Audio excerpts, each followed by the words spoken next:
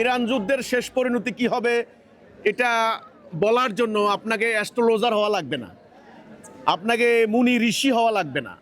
আপনি কনসিকুয়েন্স বলে দিতে পারেন। নাম্বার ওয়ান, ইরানের অবকাঠামো ধ্বংস হয়ে যাবে।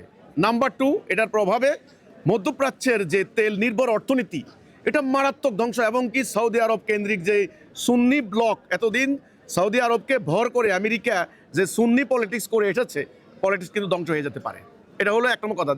দুই নম্বর কথা হলো শিয়া বেল্ট যে কেন্দ্র করে Hezbollah guerrilla, Yemen, Libya, Lebanon, এগুলোতে যেরকম একটা পলিটিক্স চলছিল ছায়াযুদ্ধ, এটা কিন্তু বন্ধ হয়ে যেতে পারে। অর্থাৎ আমেরিকা এবং ইসরায়েলের মাতব্বরি, খবরদারি এবং তাদের যে সুপ্রিমেসি, তাদের সভরেন্টি আরও বেশি কায়েম হবে মুসলমানদের উপরে। মুসলমানরা আরও নতজানু হবে, আরও গোলাম হবে, আরও পরনির্ভরশীল হবে, আরও দরিদ্র হবে, আরও তাদের প্রযুক্তি মানে যোগাযোগ সকল ক্ষেত্রে তারা পাশ্চাত্য সভ্যতার দাসে পরিণত হবে। এই হচ্ছে ফলাফল।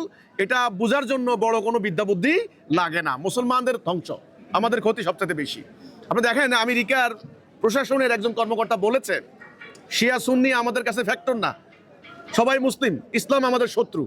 কাজেই শিয়া সুন্নি এটা আমাদের সমস্যা, আমাদের প্রবলেম। যেমন আমাদের এখানে আহলে হাদিস, আহলে সুন্নাত ওয়াল জামাত, সুন্নি, কে হাত এখানে বাঁধে, কে এখানে বাঁধে, কে এখানে বাঁধে, এগুলো প্রবলেম, আমাদের প্রবলেম। কিন্তু ওদের কিন্তু এটা সমস্যা না। ওদের কথা হলো তোমরা মুসলিম, তোমরা আমাদের এনিমি, তোমরা আমাদের আইডিওলজিক্যাল এনিমি, আদর্শিক শত্রু, আমরা তোমাদেরকে পরাজিত করব। এই হচ্ছে ব্যাপারটা। কাজেই ইরান যুদ্ধের পরে এটার ইম্প্যাক্টটা হতে পারে, এটার অভিঘাতে যেটা হতে পারে, মুসলমান আরও বেশি খণ্ড বিখণ্ড হবে, আরও নতজানু হবে, আরও দুর্বল হয়ে যাবে। এটা কিন্তু অলরেডি বুঝতে পেরেছে তুরস্ক এবং পাকিস্তান।